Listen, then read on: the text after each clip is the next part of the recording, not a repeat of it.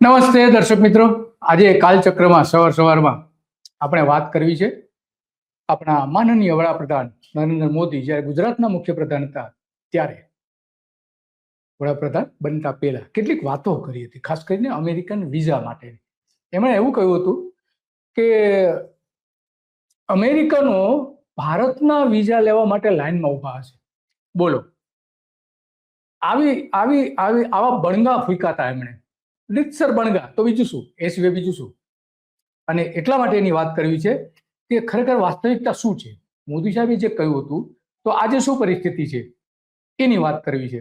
કારણ કે આજે જ ટ્રમ્પે એવું કહ્યું છે કે ભારતે મારી સાથે જોડાવું જોઈએ અને એમાં જોડાઈને અમને ટેકો આપવો જોઈએ યુરોપિયન સંઘની સામે, અમેરિકા અને બીજા બધા દેશો સાથે જોડાઈને. એ વાત એ કરી રહ્યા છે અને એટલા માટે આજે વાત કરવી છે કે અમેરિકાના વિઝા લેવા માટે લાઈનમાં ઊભું હશે, અમેરિકા વિઝા લેવા માટે લાઈનમાં ઊભું હશે એવું મોદી સાહેબે કહ્યું હતું. પરંતુ મોદી રાજમાં 10 વર્ષમાં 15 લાખ ભારતીયોએ ભારત છોડી દીધું. વિઝા લેવાની તો વાત રહી, એક પણ અમેરિકનો ભારતનો વિઝા લેવા માટે તૈયાર આજે નથી. તો મોદી સાહેબે શું કહ્યું હતું પેલા આપણે સાંભળીએ, પછી પાર્લામેન્ટમાં શું ચર્ચા થઈ, પછી બીજા જે એની સામેના પક્ષો છે એ શું ચર્ચા કરે છે, એ બધી જ આપણે વાત કરીશું. પહેલા આપણે સાંભળી લઈએ મોદી સાહેબ શું કહી રહ્યા છે. है कि मैं अमेरिका हूं, मेरा सपना ये है कि स्वामी विवेकानंद जी ने जो सपना देखा था वो सपना पूरा हो और हमारा देश इतना समृद्ध हो कि पूरा अमेरिका वीजा लेने के लिए लाइन में खड़ा हो, समृद्ध हो कि पूरा अमेरिका वीजा लेने के लिए लाइन में खड़ा हो. ये मेरा सपना है. नागरिक हैं गुजरात में, उनका अगर मताधिकार है तो उन्होंने कोशिश करनी चाहिए उस फॉर्म 6 भर करके वोट हमेशा देने का प्रयास करना चाहिए. आपकी बात सही है. अब वो इतना बड़ा पासपोर्ट लेकर દોસ્તો 1 મિનિટનો તમારો સમય લેવા માંગુ છું. આપણે આગળ વધીએ કાર્યક્રમમાં એના પહેલા એક અપીલ કરવા માંગુ છું કે ધ ગુજરાત રિપોર્ટ એ સ્વતંત્ર પત્રકારત્વ કરતું સમાચાર માધ્યમ છે. અમે કોઈ પણ રાજકીય પક્ષનો એજન્ડા કે કોઈ વ્યક્તિ કે સંસ્થાનો એજન્ડા લઈને ચાલતા પત્રકારો નથી, અથવા સંસ્થા પણ એ પ્રકારની નથી. અમે પ્રો પીપલ અને રાજ્યના નાગરિકોના પ્રશ્નો માટે એમને વાચા આપવા માટે કામ કરતી સંસ્થા છીએ અને એના માટે અમારે એક આર્થિક સહયોગની જરૂર છે, જેના માટે અમે જોઈનનું બટન આપણા યુટ્યુબ પ્લેટફોર્મ માટે અમે બનાવેલું છે. આપ સૌને એક વિનંતી છે કે અમારા આ સ્વતંત્ર પત્રકારત્વને આર્થિક સહયોગ આપવા માટે એ જોઈનનું બટન દબાવો અને અમને આર્થિક મદદ આપના તરફથી શક્ય હોય એટલી પહોંચાડવાનો પ્રયાસ કરશો તો અમને આનંદ થશે. Thank you very much. હવે આપણે આગળનો કાર્યક્રમ જે છે એ જોઈએ.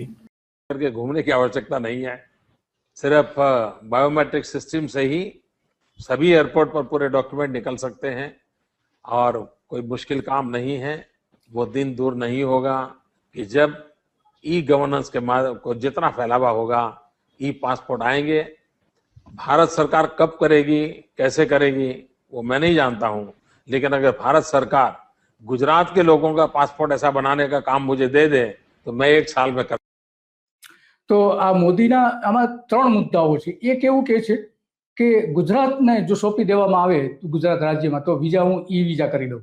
આજ સુધી નરેન્દ્ર મોદીએ ઈ વિઝા કરી નથી કે એક પણ અમેરિકન લાઈન લગાવીને ભારતમાં આવવા માટે વિઝા મેળવતા નથી. ઉલટાનું ત્યાંથી અમેરિકા જવા માટે ભારતીયો મોટા પ્રમાણમાં વધારો થયો છે. 72% વધારો થયો છે. નરેન્દ્ર મોદી વડાપ્રધાન થયા પછી ભારત છોડી જનારાઓમાં 72% વધારો થયો છે.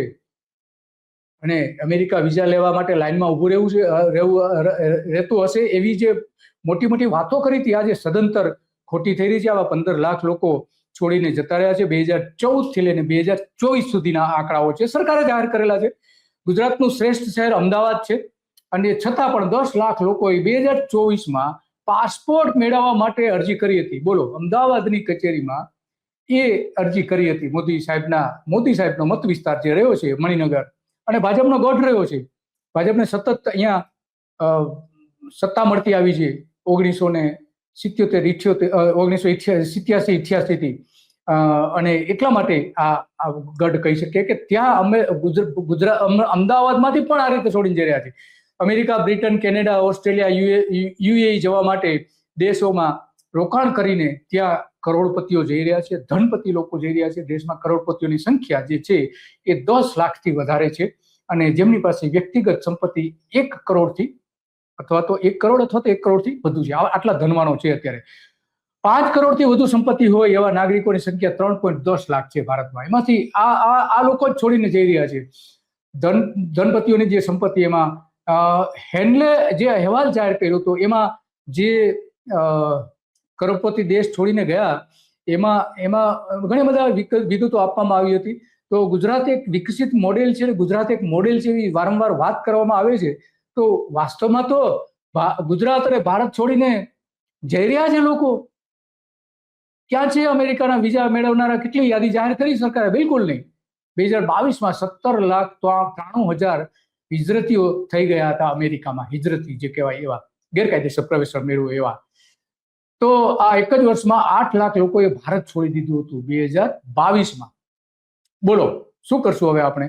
તો 2023માં 25,99,000, એટલે કે સમજો ને કે 26 લાખ લોકોએ એ છોડી દીધું હતું. તો આમાં રામ જન્મભૂમિ, સોમનાથ ને જે ધાર્મિક વાતો કરવામાં આવે છે તો લોકોને પસંદ નથી કે શું છે? ધનપતિઓને પસંદ નથી. ઘૂસણખોરી કરનારા ભારતીયોની સંખ્યા 2016થી સતત વધી રહી છે અમેરિકામાં. અને એમાં મોટાભાગના 30 થી 45 વર્ષના યુવાનો છે કે જે શિક્ષણ મેળવવા જાય છે અથવા તો કોઈ પણ રીતે ત્યાં ઘૂસવા માંગે છે. બીજા પણ લોકો હોઈ શકે છે. તો 10 વર્ષમાં ગુજરાતમાંથી 30,000 બુદ્ધિશાળી અને સમૃદ્ધ લોકોએ પોતાની નાગરિકતા છોડી છે.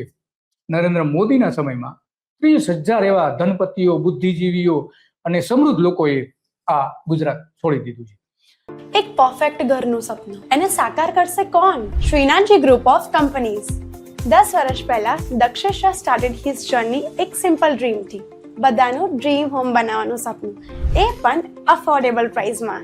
2015થી હજારો ફેમિલીઝનું સપનું પૂરું કર્યું છે. તો તમે કેમ પાછળ રહી જાઓ? આજે જ મુલાકાત લો શ્રીનાથજી સામ્રાજ્ય અને સ્વસ્તિક પાર્કની અને તમારા સપનાને એડ્રેસ આપો. દિલ્હીમાં પણ 60,000, પંજાબમાં પણ 28,000 એ રીતે આપણે જોઈ શકીએ છીએ. પ્રાદેશિક પાસપોર્ટ કચેરી જે છે એમાં પણ મોટાભાગના જે આંકડાઓ જોઈએ તો એમાં મોટાભાગના દક્ષિણ ગુજરાતના સૌથી વધારે છે. સુરત, નર્મદા, વલસાડ અને નવસારી, કે જેને આપણે ગોલ્ડન કોરિડોર કહીએ છીએ. ગોલ્ડન કોરિડોર ત્યાંથી છોડીને જઈ રહ્યા છે. તો આ બધું શું બતાવે છે? 2023માં અમદાવાદમાં 8.5 લાખ પાસપોર્ટ પણ અપાયા હતા. 8 લાખ પાસપોર્ટ અપાયા હતા. તો બધા વિદેશ જવા માંગે છે. એનો મતલબ એ થયો 2022માં 6.24 લાખ પાસપોર્ટ અપાયા હતા. એના કરતા 36% વધારે છે. 2023માં જે પાસપોર્ટ અપાયા એ 36% વધારે. તો આ મોદીની માત્ર ને માત્ર પોકળ વાતો છે. અને વાતો એટલા માટે છે કે એમને અમેરિકાએ એ સમયે વિઝા આપવાનો ઇનકાર કરી દીધો હતો. તો જોઈએ શું કે છે બીજા.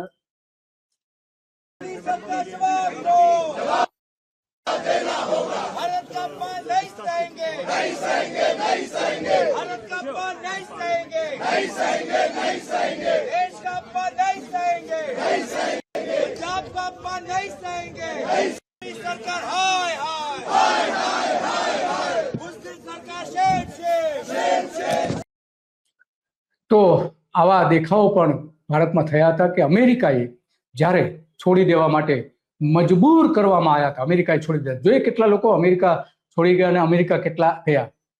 આ રીતે એમના પગમાં બેડીઓ પેડાવીને ભારતમાં મોકલવામાં આવ્યા હતા. શરમજનક પરિસ્થિતિ. અને એટલા માટે આ વિરોધ પક્ષોએ ત્યાં દેખાવો કર્યા હતા કોવિડના સમયમાં. તો આપણે જોઈ શકીએ છીએ 2009થી 2025ની વચ્ચે અમેરિકાથી જે મોકલવામાં એવા 15,000 લોકો તો અમેરિકાથી જે મોકલી દેવાયા એના વર્ષવાઇઝ આ ફિગર છે. આજ તકમાં બતાવ્યો, આજ તક ટીવીમાં એ બતાવવામાં આવ્યા હતા. જોઈ શકાય છે એમાં કેટલા છે.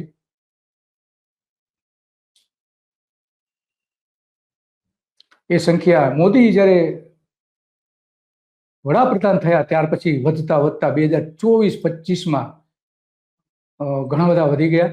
કોવિડ હતો 2025માં, એને બધા કારણો હતા. તો 1300 લોકો ત્યાં છોડી ગયા હતા. કુલ 15,000 લોકોનો આ આંકડો છે. ત્યાંથી ડિપાર્ટ કરવામાં આવેલા હોય એવા. તો આ બહુ ગંભીર વાત છે. નાગરિકતા જે છોડી છે એ પણ એટલી જ મહત્વની છે. 15 લાખ લોકોએ ત્યાંથી નાગરિકતા છોડી દીધી છે. આ આપણે ઇન્ડિયન એક્સપ્રેસનો આ અહેવાલ છે. 2014 થી 2023 સુધીમાં 15 લાખ લોકો એ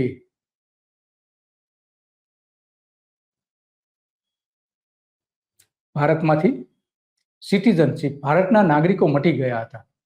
તો આ અત્યંત ચોંકાવનારા આંકડાઓ છે અને વિરોધ પક્ષ એટલા માટે વારંવાર આ મુદ્દો ઉઠાવતો રહ્યા છે. સાંભળીએ કોંગ્રેસના પ્રવક્તા. 104 भारतीयों को पहली बार वापस भेजा तो बंधक की तरह हाथों में हथकड़ियां और पैरों में बेड़ियां डालकर भेजा और ये देखकर पूरा देश आहत था, पूरे देश ने अपमानित महसूस किया, इसकी सबने घोर निंदा की और इसीलिए ये उम्मीद थी कि 143 करोड़ हिंदुस्तानियों का प्रधानमंत्री जब अमेरिका के राष्ट्रपति से मिलेगा तो वो मानवीयता की मांग करेंगे और वो आपत्ति जताएंगे अपने लोगों के साथ हुई इस बदसलूकी पर और अमेरिका दोबारा से वो बर्बरता करने की हिमाकत नहीं करेगा. लेकिन अमेरिका ने तो इस बार हर हद पार कर दी. फिर से लोगों को हथकड़ी पहनाकर बंधक बनाकर भेजा. भेजने से पहले डिटेंशन सेंटर में भी बांध कर रखा और यही नहीं, इस बार तो हर मर्यादा की सीमा लांघकर हमारे सिख भाइयों की पगड़ी तक खोलकर શીખ ભાઈઓની પગડી પણ ખોલી નાખવામાં આવી અને લોકસભામાં પણ આ અંગેની ચર્ચા થઈ હતી. ચર્ચા થવાના કારણો પણ હતા. આપણે જોઈએ કે લોકસભામાં શું ચર્ચા. Research study had said that 7.25 lakh unauthorized immigrant Indians are in USA and 18,000 are in final list of removal. Are we going to accept all this 7.25 lakh? Are we going to accept this 18,000 who are in final list of removal? How many aircrafts you require? 300 aircrafts. Can this government has imagined what the loss of remittance? What will be their employment over here? તો અહીંયા રોજગારી નથી મળતી એમનો મુદ્દો છે અને સરકાર શું જવાબ અપાવે છે એ કોઈ વાત ન કરી અને એટલા માટે આજે આપણે વાત કરવી પડે છે કે સરકાર જે કંઈ કહે છે એ નરેન્દ્ર મોદી નરિયા ગપ્પાઓ મારવા સિવાય કંઈ નથી કહેતા. આ રીતે મોકલવામાં આવ્યા હતા. આપણા ભારતીયોને વિમાન દ્વારા મોકલવામાં આવ્યા હતા અને મૂળ કારણ એ છે કે નરેન્દ્ર મોદીને 24 માર્ચ 2005ના રોજ 20,000 હોટેલના સંગઠનોએ કોન્ફરન્સમાં બોલાયા હતા. તે અમેરિકા 2005માં પણ અમેરિકાએ ના પાડતી હતી કે તમે કોમી રમખાણો થયા છે એટલા માટે તમને અમે વિઝા આપી શકીએ નહીં. બુશની સરકાર હતી અમેરિકામાં ત્યારે અને 1998માં જે મોદીને વિઝા આપવામાં આવ્યા હતા 2005માં અમેરિકાએ રદ કરી દીધા હતા. ત્યાર પછી આ એમણે કોન્ફરન્સ કરી હતી અને એટલા માટે આપણે આજે આ ચર્ચા કરવી પડે છે કે નરેન્દ્ર મોદીને જ્યારે વિઝા આપવામાં નતા આવતા છતાં પણ વારંવાર અત્યારે નરેન્દ્ર મોદી અમેરિકા જઈ રહ્યા છે, અમેરિકાના પ્રેસિડેન્ટને મળી રહ્યા છે અને ભારતનું જે અપમાન થતું હતું એ અપમાન પણ કોઈ પણ રીતે ભારતના લોકો સહન નથી કરી શકતા છતાં પણ ત્યાં આજે એ જઈ રહ્યા છે. અને હવે તો અમેરિકાએ પણ એની સાથે જોડાવા માટેની અપીલ કરી છે કે ભારત અમારી સાથે જોડાય. અને અમેરિકાએ તો અનેક વખત અપમાન કર્યું છે. ખાસ કરીને ભારત પાકિસ્તાન વચ્ચેનું જે નાનું અમથું જે યુદ્ધ છમકલું જે થયું હતું એમાં કે મેં કહ્યું એટલા માટે નરેન્દ્ર મોદીએ યુદ્ધ બંધ કરી દીધું. નરેન્દ્ર મોદીએ ના પાડી કે આવું કંઈ નથી, છતાં પણ વારંવાર 16 વખત આ ટ્રમ્પે કહ્યું છે. બસ આજે આટલું કાલચક્રમાં અને રોજ સવારે આપણે આ જ મુદ્દા ઉપર ચર્ચા કરતા રહીશું. નમસ્તે.